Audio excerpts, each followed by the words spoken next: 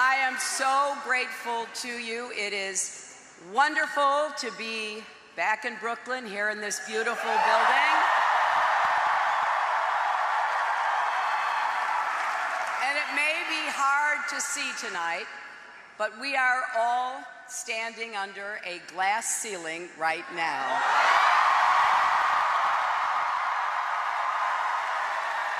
But don't worry, we're not smashing this one. Thanks to you, we've reached a milestone. The first time in our nation's history that a woman will be a major party's nominee.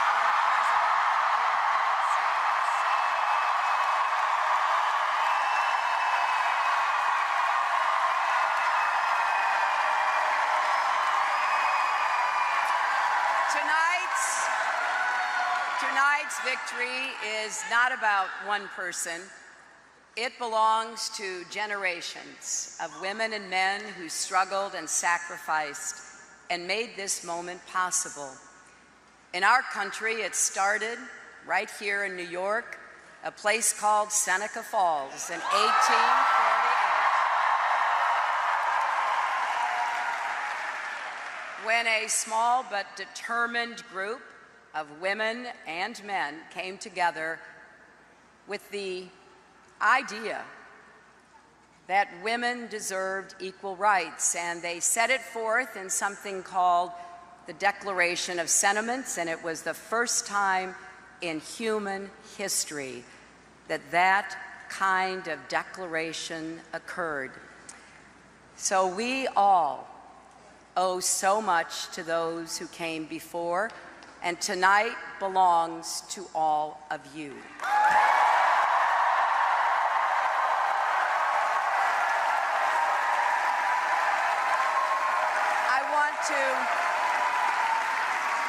I want to thank all the volunteers, community leaders, the activists, and organizers who supported our campaign in every state and territory. And thanks especially to our friends in New Jersey for such a resounding victory tonight.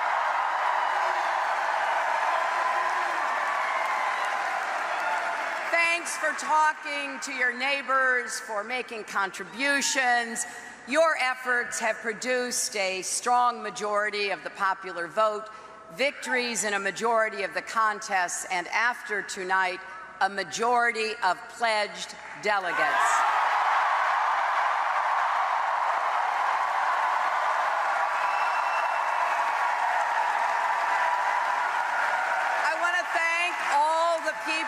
Across our country who have taken the time to talk with me. I've learned a lot about you, and I've learned about those persistent problems and the unfinished promise of America that you are living with. So many of you feel like you're out there on your own, that no one has your back. Well, I do. I hear you, I see you, and as your president, I will always have your back.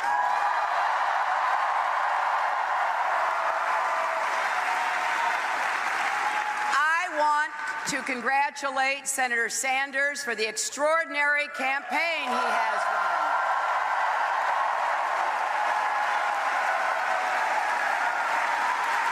He has spent his long career in public service fighting for progressive causes and principles, and he's excited millions of voters, especially young people. And let there be no mistake, Senator Sanders, his campaign, and the vigorous debate that we've had about how to raise incomes, reduce inequality, increase upward mobility have been very good for the Democratic Party and for America.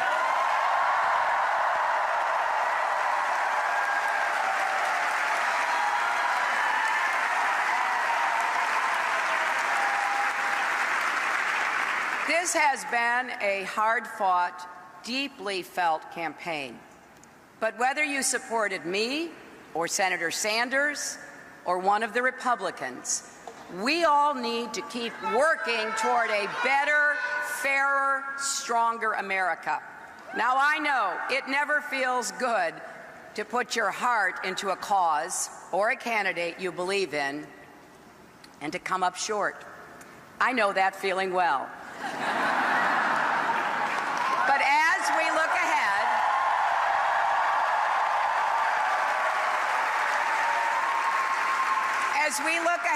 to the battle that awaits, let's remember all that unites us.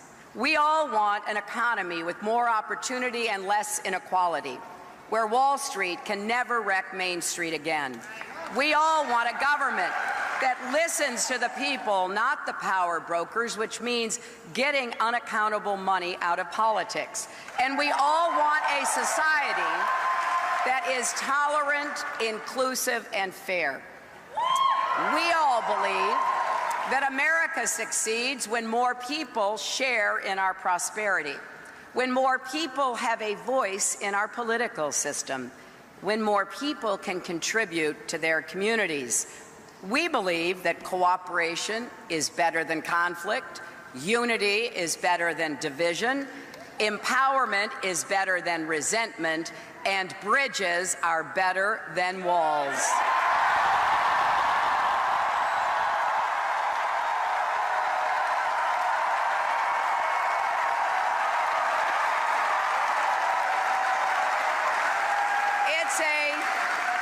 It's a simple but powerful idea.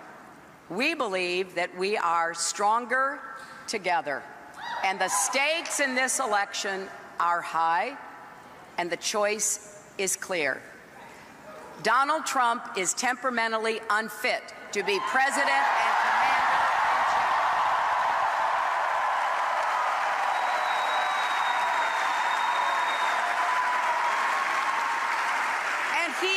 he's not just trying to build a wall between America and Mexico. He's trying to wall off Americans from each other.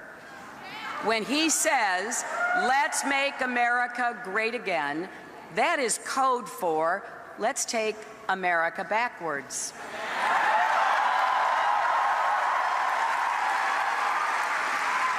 Back to a time when opportunity and dignity were reserved for some, not all, promising his supporters an economy he cannot recreate. We, however, we want to write the next chapter in American greatness with a 21st century prosperity that lifts everyone who's been left out and left behind, including those who may not vote for us, but who deserve their chance to make a new beginning.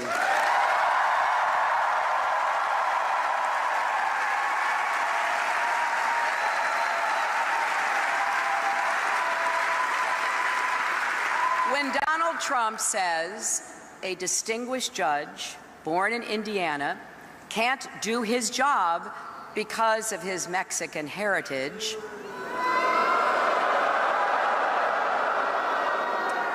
or he mocks a reporter with disabilities, or calls women pigs,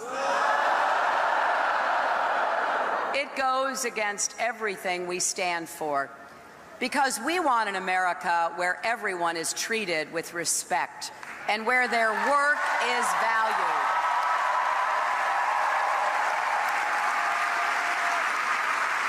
It's clear that Donald Trump doesn't believe we are stronger together. He has abused his primary opponents and their families, attacked the press for asking tough questions, denigrated Muslims and immigrants. He wants to win by stoking fear and rubbing salt in wounds, and reminding us daily just how great he is. Well, we believe we should lift each other up, not tear each other down.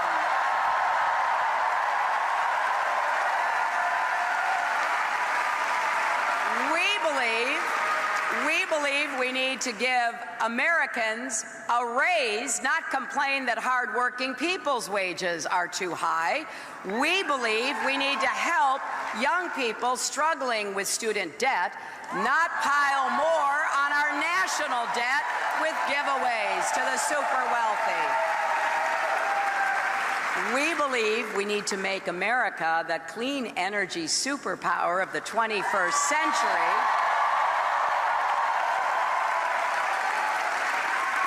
Not insist that climate change is a hoax. To be great, we can't be small. We have to be as big as the values that define America. And we are a big-hearted, fair-minded country. We teach our children that this is one nation under God, indivisible, with liberty and justice for all.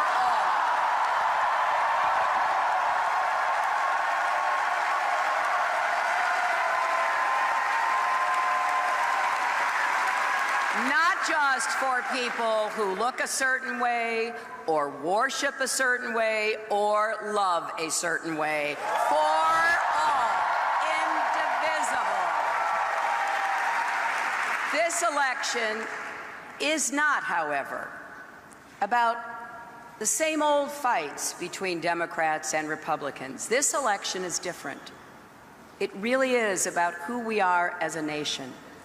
It's about millions of Americans coming together to say, we are better than this. We won't let this happen in America.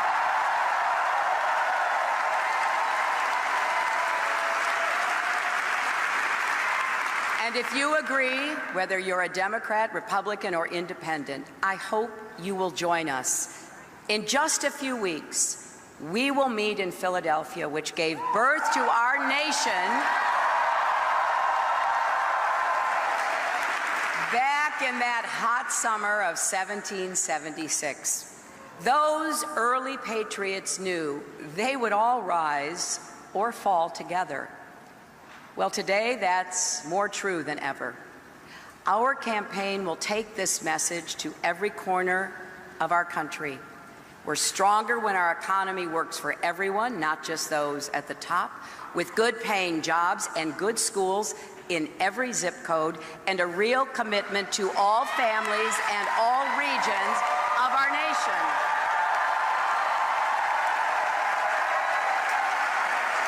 We are stronger when we work with our allies around the world to keep us safe, and we are stronger when we respect each other, listen to each other, and act with a sense of common purpose.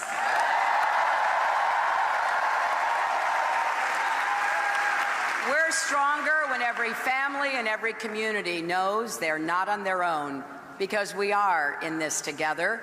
It really does take a village to raise a child.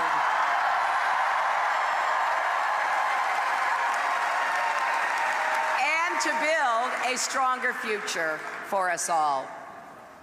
I learned this a long time ago from the biggest influence in my life, my mother.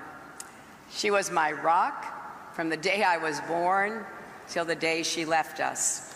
She overcame a childhood marked by abandonment and mistreatment, and somehow managed not to become bitter or broken.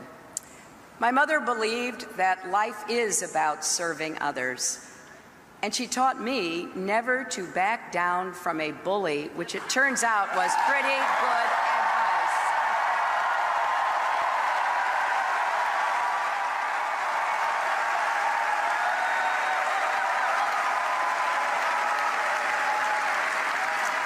This past Saturday would have been her 97th birthday, because she was born on June 4th, 1919, and some of you may know the significance of that date.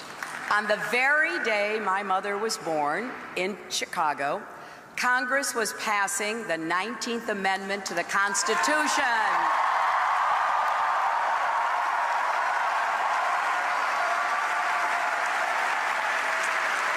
That amendment finally gave women the right to vote. And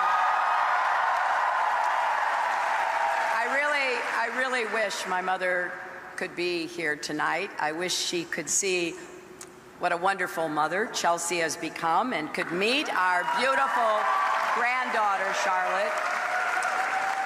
And of course, I wish she could see her daughter become the Democratic Party's nominee.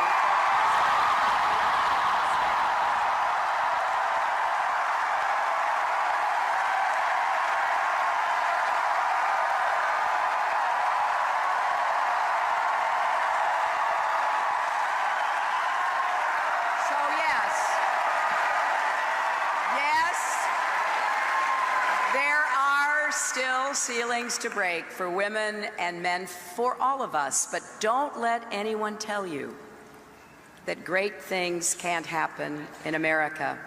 Barriers can come down.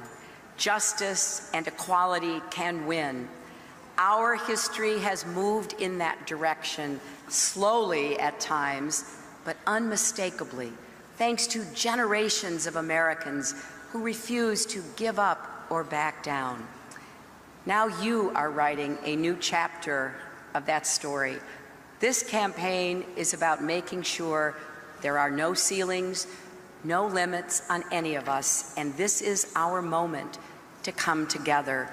So please join our campaign, volunteer, go to HillaryClinton.com, contribute what you can. Text JOIN, J-O-I-N, to 47246. Help us organize in all 50 states.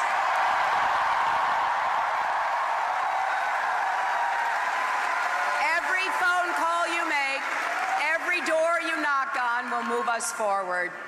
Now I'm going to take a moment later tonight and the days ahead to fully absorb the history we've made here.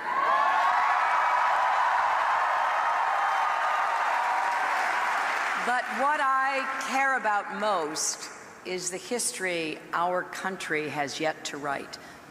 Our children and grandchildren will look back at this time, at the choices we are about to make, the goals we will strive for, the principles we will live by. And we need to make sure that they can be proud of us. The end of the primaries is only the beginning of the work we're called to do. But if we stand together, we will rise together because we are stronger together. Let's go out